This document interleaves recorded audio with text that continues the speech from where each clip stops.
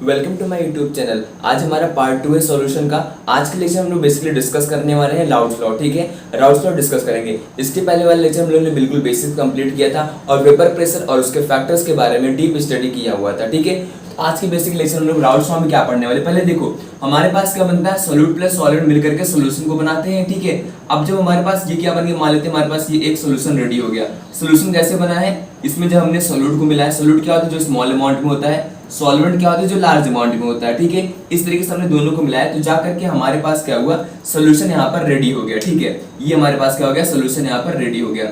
अब देखो जब यहाँ पे सोल्यूशन बन गया है, अब ये सोल्यूशन बना किससे, सोल्यूट और सॉल्वेंट से। इसमें बात आती है वोलेटाइल और नॉन वोलेटाइल की। ठीक है, अब देखो जो हमारा सोल्यूट और सॉल्वेंट दोनों वोलेटाइल भी हो सकते हैं या फिर हम कहें सोल्यूट हमारा नॉन वोलेटाइल भी हो सकता है। ठीक है, अब देखो इसमें हम लोग दो स्टडी करते हैं। कौन कौन से केस पढ़ते हैं, दो केस पढ़ते हैं। ठीक है, एक केस वन होता है जिसमें हम लोग क्या बोलते हैं कि both are volatile, both are volatile. अभी समझते हैं हम लोग वोलेटाइल क्या होते हैं। वोलेटाइल वो होते हैं जो वेपर का फॉर्मेशन करते हैं, ऐसे सब्सटेंस जो वेपर का फॉर्मेशन करते हैं उसको हम बोलते हैं वोलेटाइल सब्सटेंस। ठीक है, अब देखो केस टू क्या होगा,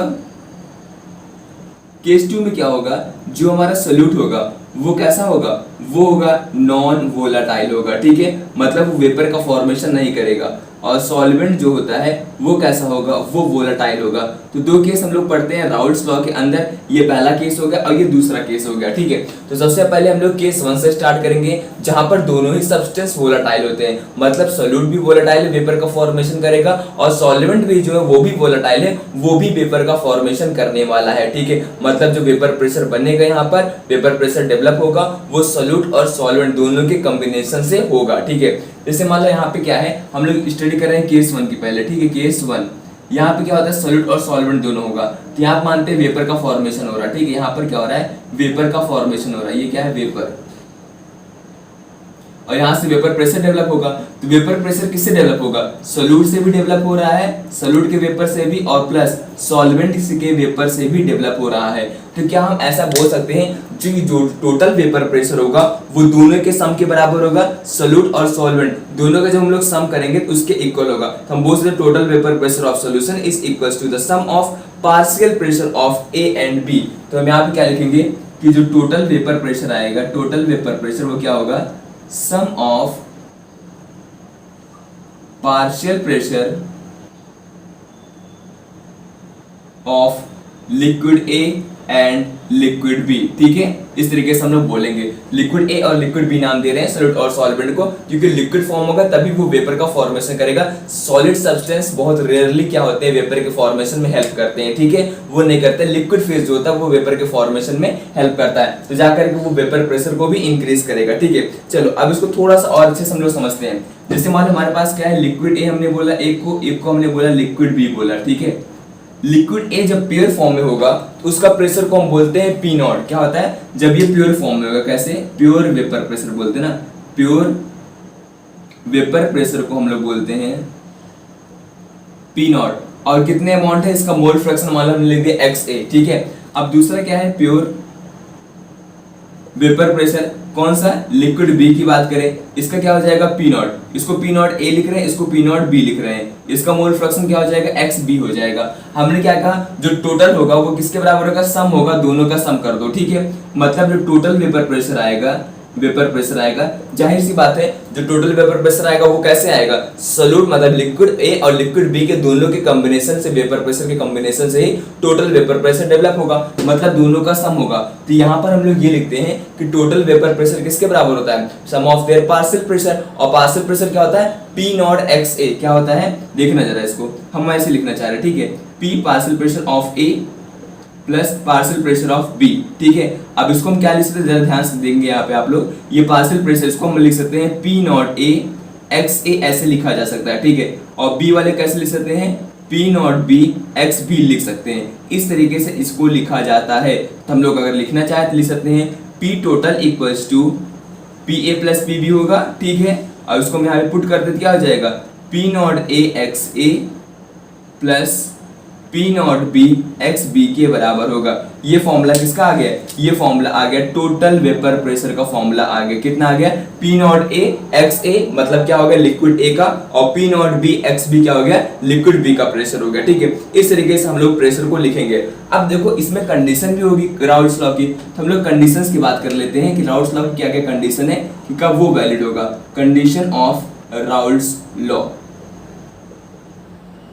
याद रखना दो केस है हम लोग। पहला केस पढ़ रहे हैं जहां पर दोनों ही कैसे हैं? वोलेटाइल है। ठीक है, तो पहला हमारा क्या होना चाहिए? नॉन रिएक्टिव होना चाहिए। ठीक है, ऐसा नॉन रिएक्टिव होना चाहिए। ठीक है, रिएक्टिव होगा कॉम्बिनेशन हो जाएगा, बॉन्ड बनेगा, टूटेगा, तो नॉन रिएक्टिव होना चाहिए। दूसरा क्या है? जैसे मान हमारा लिक्विड ए है, ठीक है लिक्विड ए है, यहाँ पर लिक्विड बी है, दोनों कंबाइन करके क्या बना रहे हैं? सॉल्यूशन का फॉर्मेशन कर रहे हैं। मान लेते लिक्विड ए के अंदर इंटरेक्शन है ए टाइप, इसके अंदर है बी टाइप का, तो यहाँ पे क्या बनेगा? ए बी टाइप का बनेगा। ठीक है, जैसे मान लो इसमें एक ही टाइप के मॉलिक्यूल होंगे ए के अंदर, तो बॉन्ड कैसा बनेगा? ए के बीच में बनेगा। लिक्विड बी है उसके अंदर बी का बॉन्ड बनेगा, जो सॉल्यूशन बनेगा उसमें ए और बी दोनों का कॉम्बिनेशन बनेगा। ठीक है, अब देखो इसमें ये कहा जाता है इनके बीच का जो बॉन्ड होगा वो लगभग इसके बराबर होगा, और इसके बीच का बॉन्ड इसके बराबर होगा। मतलब जो सॉल्यूट है, सॉल्वेंट है और सॉल्यूशन जो बन रहा है, उनके बीच का जो तीनों का बॉन्ड है वो नियर अबाउट सेम होना चाहिए, तभी वहां पर राउल्ट्स लॉ वैलिड होगा, नहीं तो वैलिड नहीं होगा। फिर समझो हमने क्या कहा? हमने कहा जो लिक्विड ए है और लिक्विड बी है,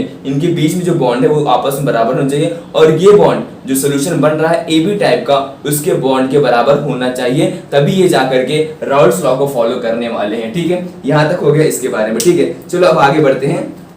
इसको अलग अलग, ये हमने इक्वेशन लिखी P total equals to P naught A X A plus P naught B X B. इसको अलग अलग फॉर्म में लिखना सीखते हैं कि और कैसे इसको हम लोग लिख सकते हैं। ठीक है,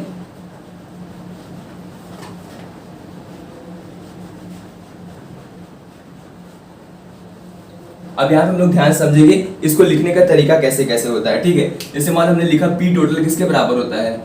P A plus P B के बराबर होता है, और हमने कहा इसको हम ऐसे भी लिख सकते हैं चाहो तो P naught A X A और plus P naught B X B. X B वैसे नहीं, काई बी का ये बोलते हैं इसको हम लोग। ये होता क्या है? ये होता है मोल फ्रैक्शन, फिर से लिख दे रहे हैं, ये क्या है? मोल fraction of A.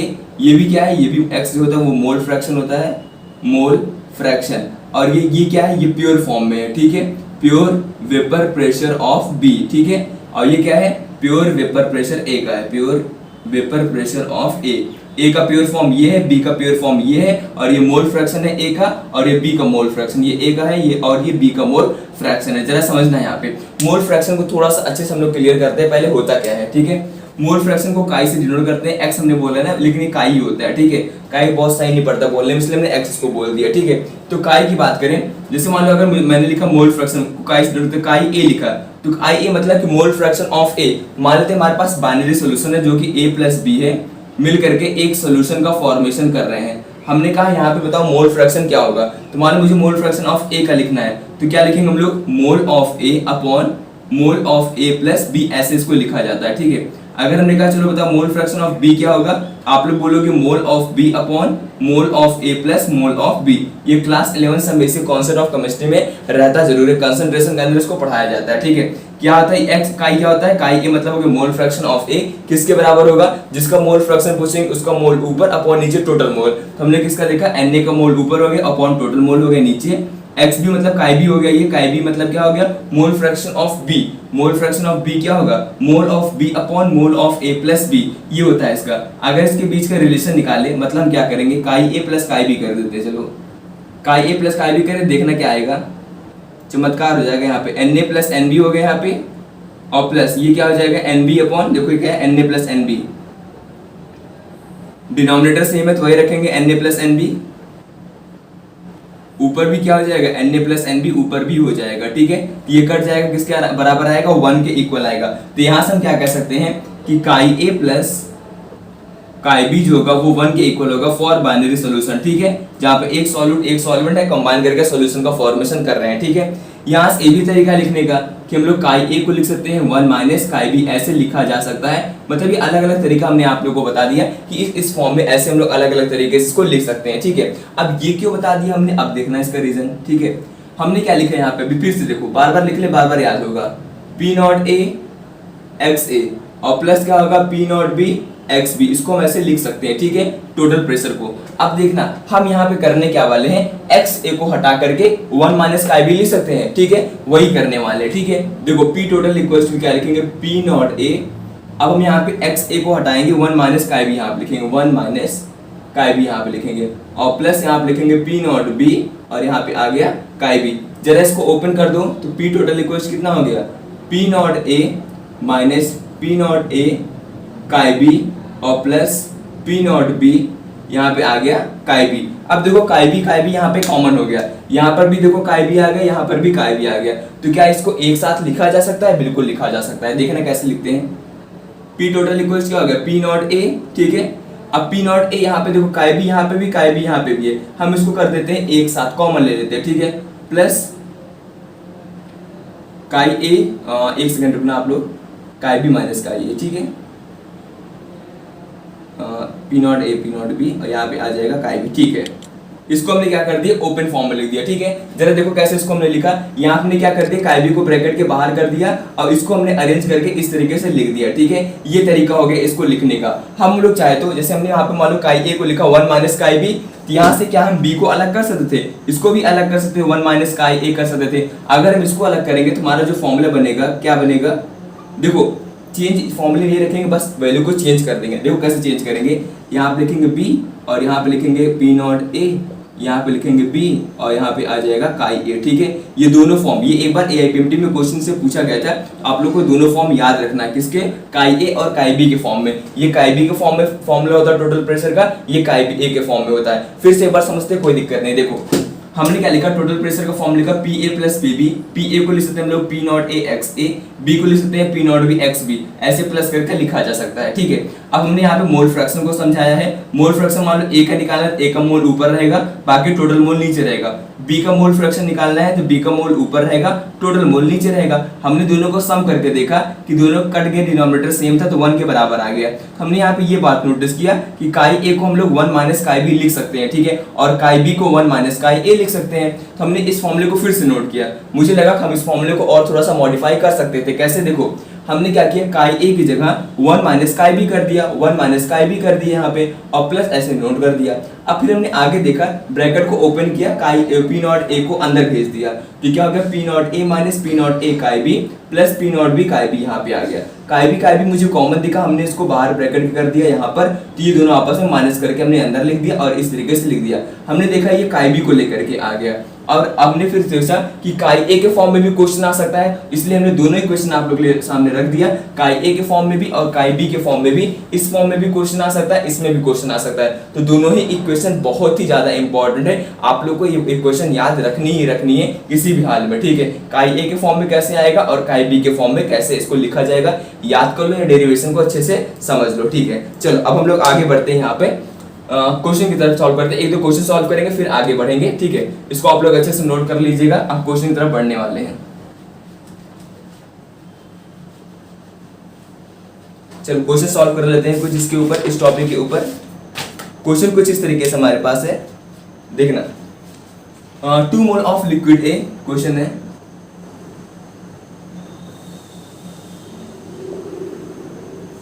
2 mole of liquid A mixed with, इसको मिक्स किया गया है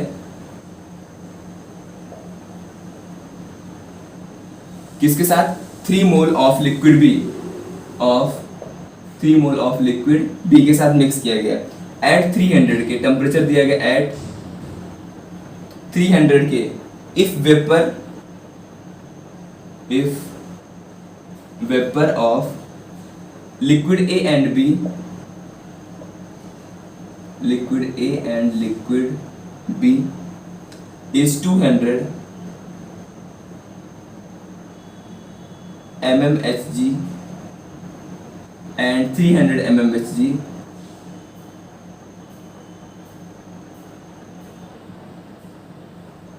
calculate vapor pressure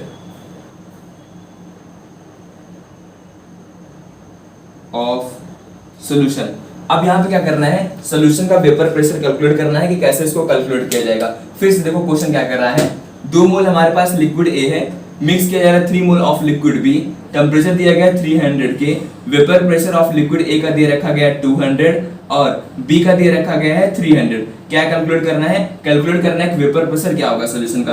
अच्छा चलो हमसे वेपर प्रेशर पूछ रहे हैं, हमको तो पता है कैसे होगा, कैसे निकालेंगे। देखो P टोटल इक्वल्स क्या करेंगे, PA प्लस PB करेंगे, ठीक है। इस तरीके से सॉल्व किया जाता है। चलो ये जो वेपर प्रेशर यहाँ पे दिया गया P 200 और 300 ये प्योर फॉर्म में दिया गया है, ठीक है। ये हम लोग को खुद ही समझना पड़ेगा।